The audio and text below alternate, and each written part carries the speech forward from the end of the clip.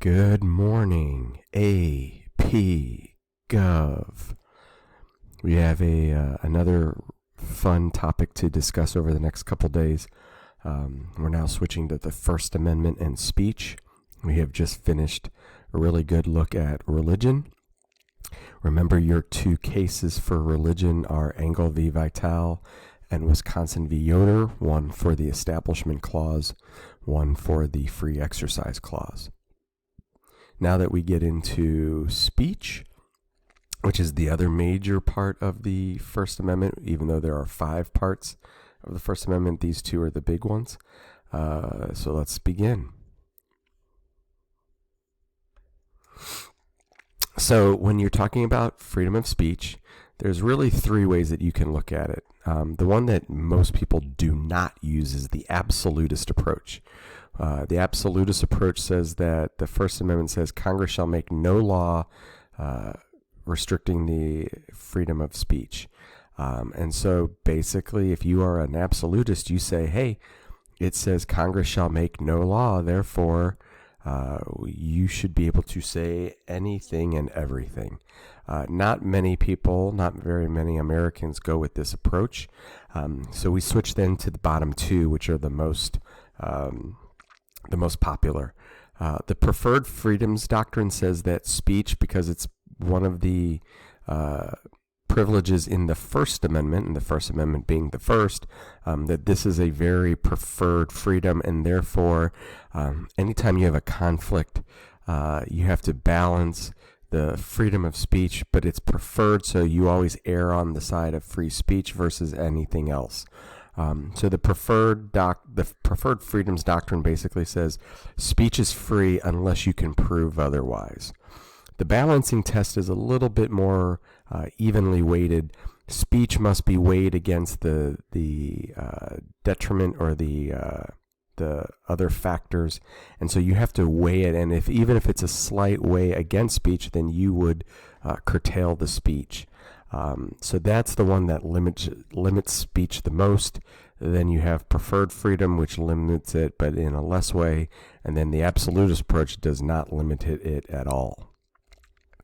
There are 5 categories of speech that are not connected, and you need to make sure that you have these on your worksheet. The first one is clear and present danger. If your speech creates a clear and present danger, then it can be restricted. And this comes to us from Schenck versus the United States, and we'll talk a little bit about that and what we actually mean by clear and present danger. Next, you have imminent lawless action. With imminent lawless action, and another way you can say this is direct incitement. If your speech creates imminent lawless action or a direct incitement, then it can be limited. So just a quick example, if I give a speech and I say, hey, let's go beat up every blue-eyed person that you see, and then somebody does that, then I can be busted because I basically directly incited, or my speech created an imminent lawless action. Third, we have fighting words. This is where you, if you get in somebody's face and you say something so provocative that it is likely to cause a physical reaction, and so the easiest way to describe this would be any sort of racial epithet or slur. These would be considered fighting words, and you are not protected in saying those things to somebody. But the thing about fighting words is that really it has to be face to face. That, T-shirts or signs, that may not necessarily get you the fighting words. Fighting words are usually spoken face to face because it's going to create a situation where somebody's going to physically react. Next is obscenity. Can you cuss? We're going to talk about that, and we have a fun little look at this.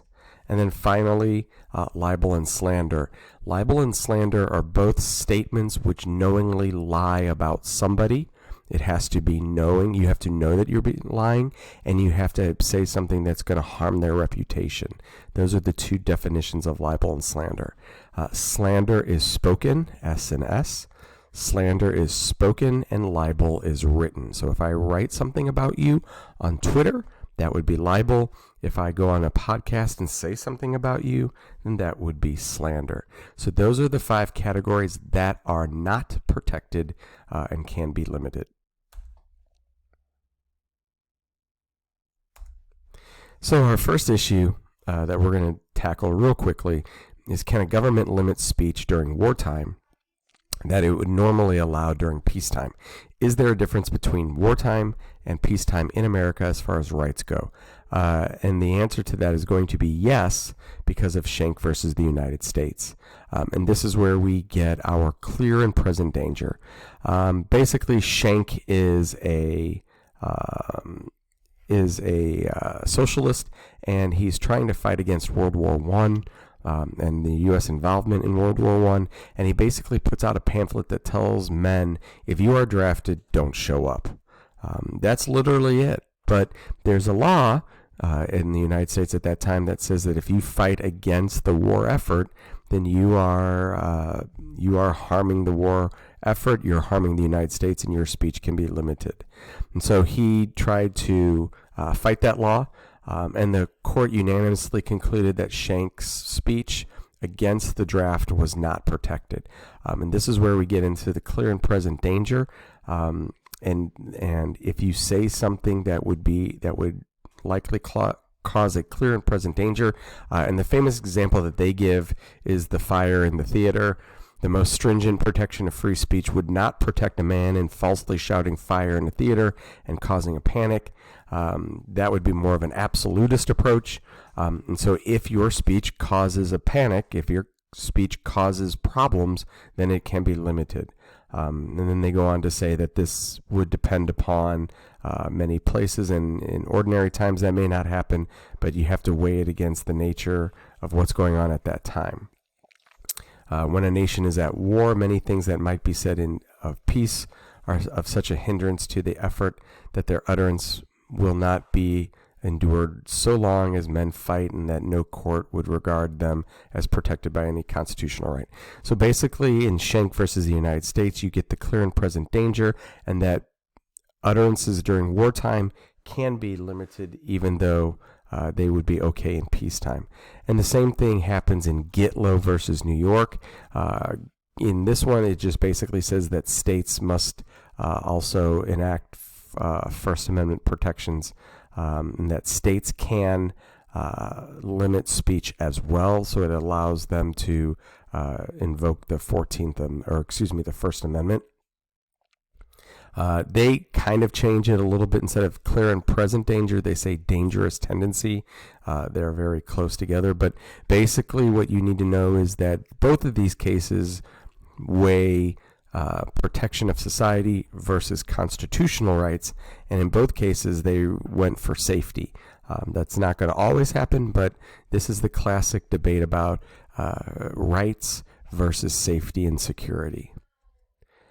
So here's a quick question for you to take a look at. You can go ahead and pause it. I'm going to move on.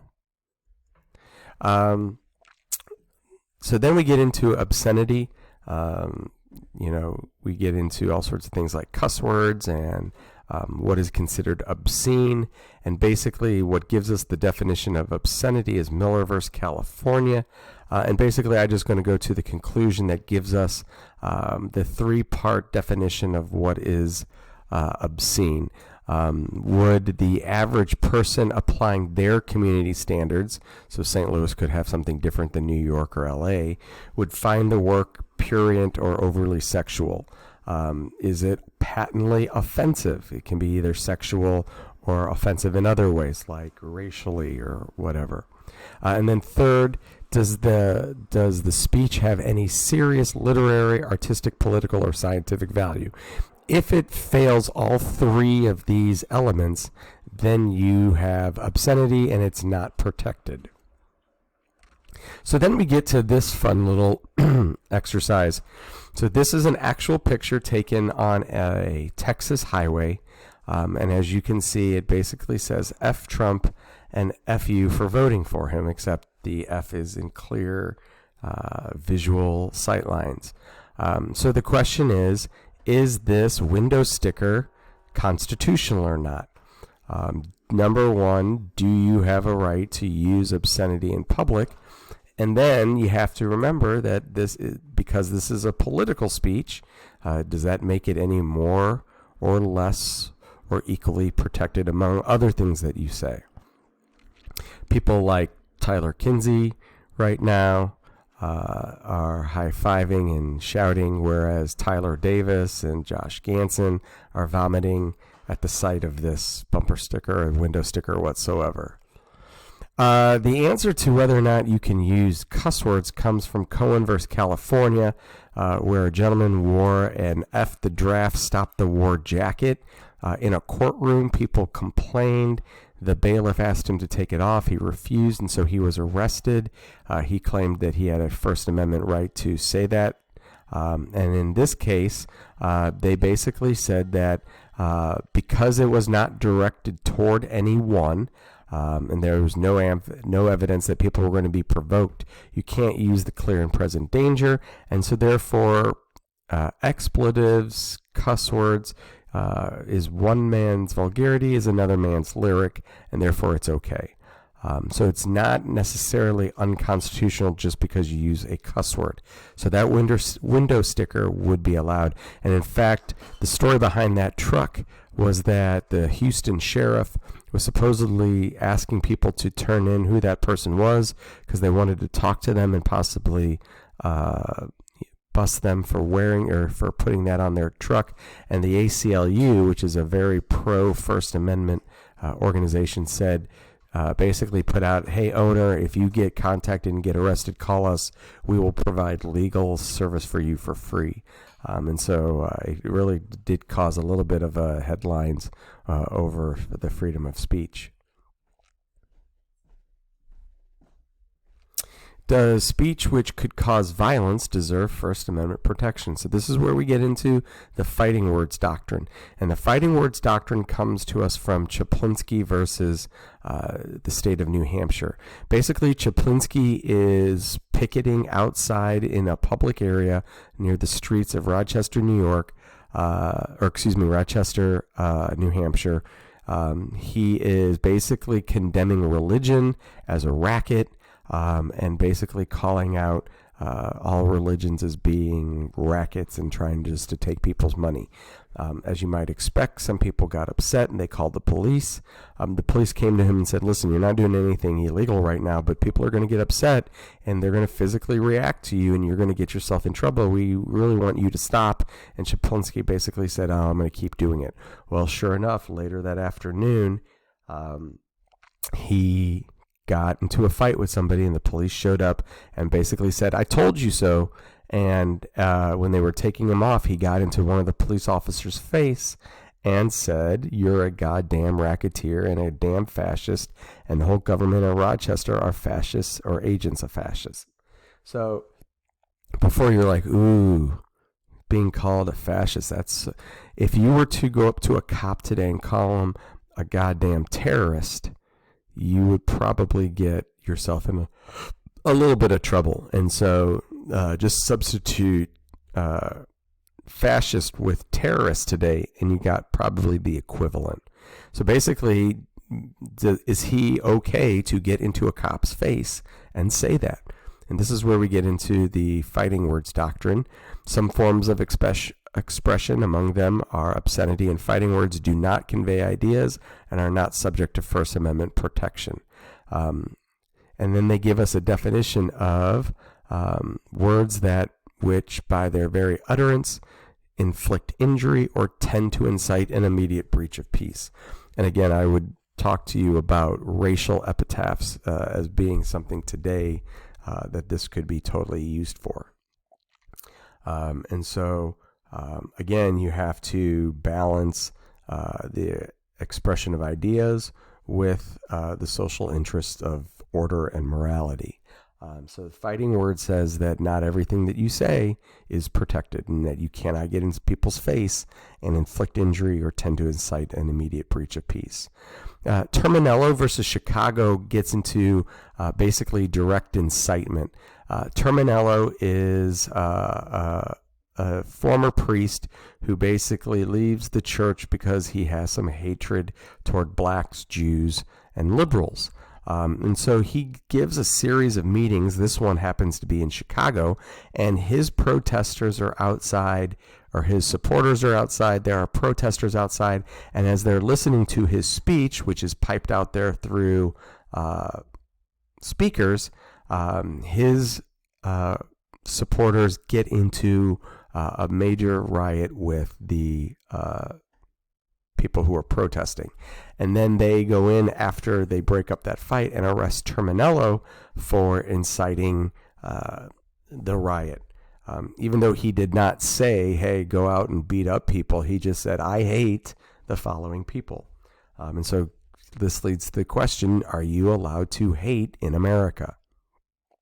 The conclusion of this one is that in a 5-4 decision that his arrest was unconstitutional, that the vitality of civil and political institutions in our society depends on free discussion, and you can only be busted, basically, is if your speech is likely to produce a clear and present danger of a serious substantive evil that rises far above inconvenience, annoyance, or unrest.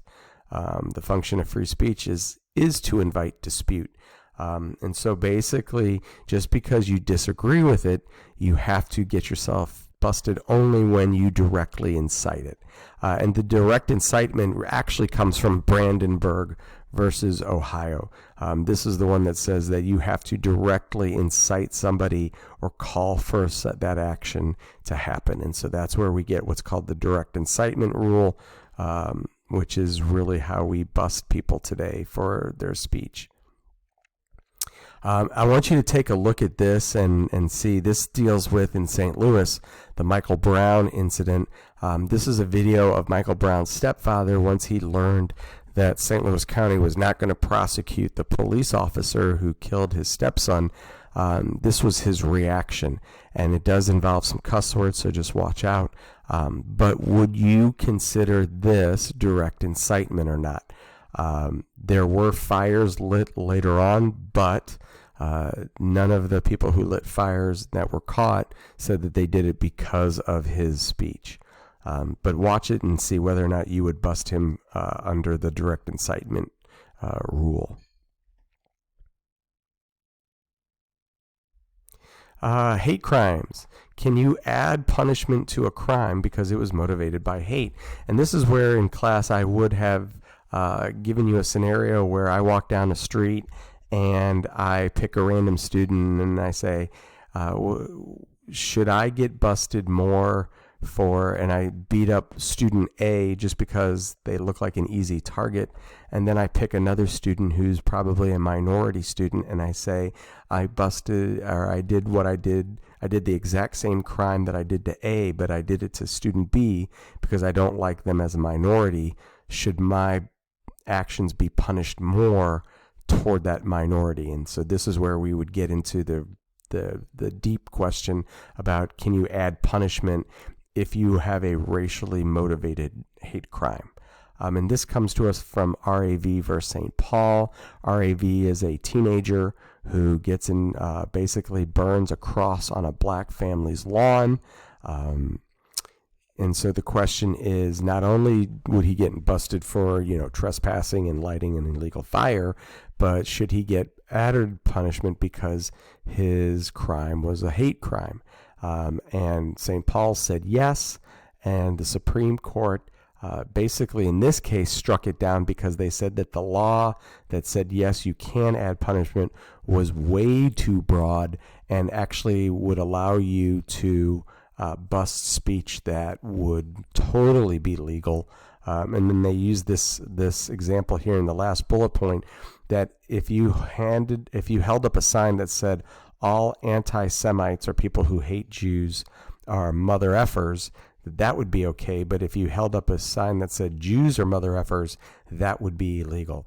And it's basically the same coin, but just two sides of the same coin, and you're busting one side of the coin, but you're not busting another. And they basically said that that's not constitutional or not. So that you have to do a better job, St. Paul, of making your speech laws. So in this case, they threw it out, but in the next one, Wisconsin v. Mitchell, they allowed it because it was dealing more with it was more limited, and it was dealing with the actual actions versus the speech. And I'll let you pause it and just take a look at what was happening in this one. This is a touchy one, and one that has been in the news not as much as lately as it had been in the past. For those of you who know, this is from the Westboro Baptist Church. They basically are a very strict Christian church that has some very strict and extreme views. Namely, one of those extreme views is about homosexuality, which they are firmly against. But they also believe that God is punishing the United States for its allowance of homosexuality by killing military soldiers. And so what they do is they go to military funerals and protest outside the funerals, which, as you might expect, ramps up the emotional element of it. And then they really ramp it up by having signs like you see here on the slide.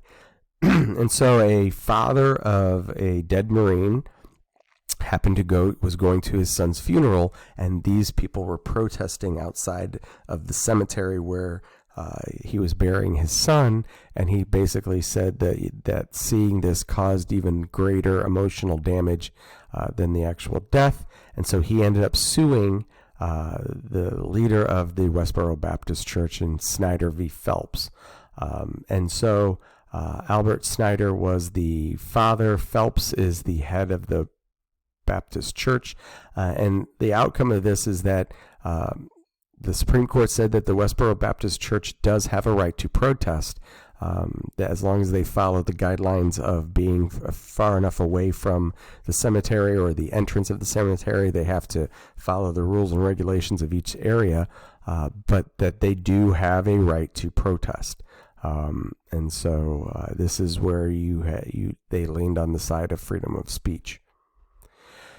Not all speech is verbal. Some can be symbolic. And so the most famous one is obviously the flag burning case. And so people, again, like Megan Leahy and Tyler Davis, probably are against actions like this, while my more liberal students basically say that, hey, it's just a form of protest and speech.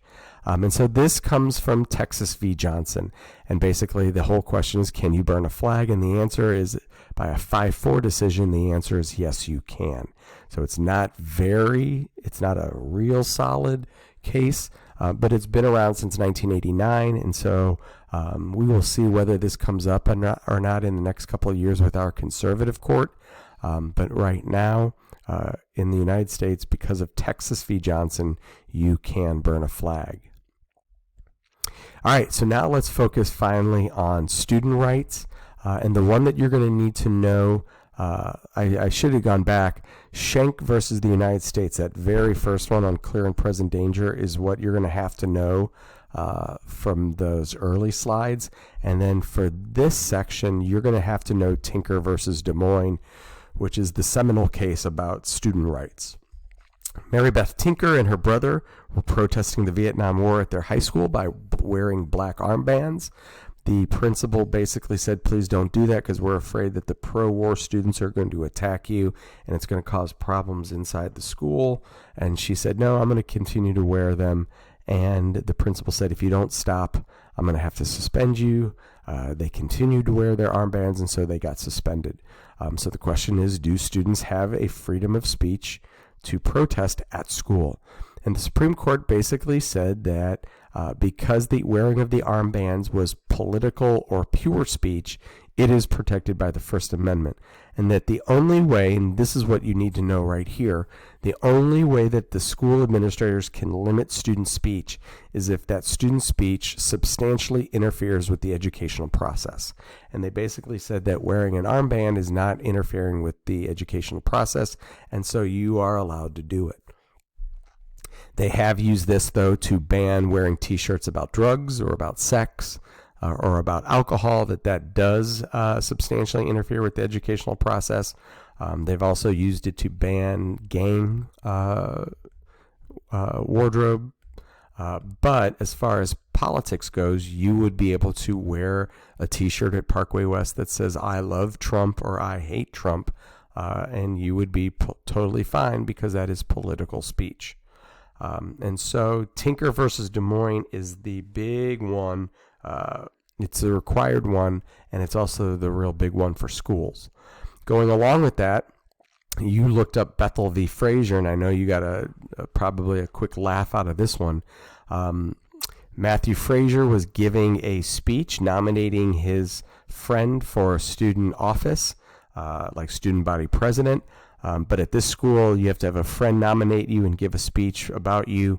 And so Matthew Frazier did for his friend, but he decided to use some sexual innuendo in describing his friend, who he said was a man who was firm in his pants and in his character, a man who takes his point and pounds it in, and then was making some sexual hip thrusts while he was doing that.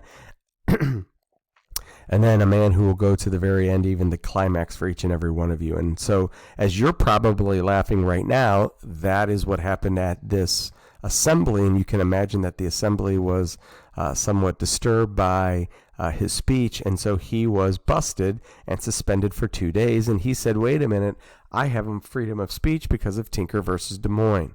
And the Supreme Court ruled in a 5-3 decision that because it was sexual innuendo, that it is not protected, and that it was considered vulgar and lewd, and that was against the fundamental values of public school education.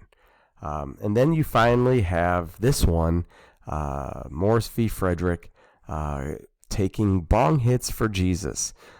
Basically, the Olympic flame was running in this Alaskan town.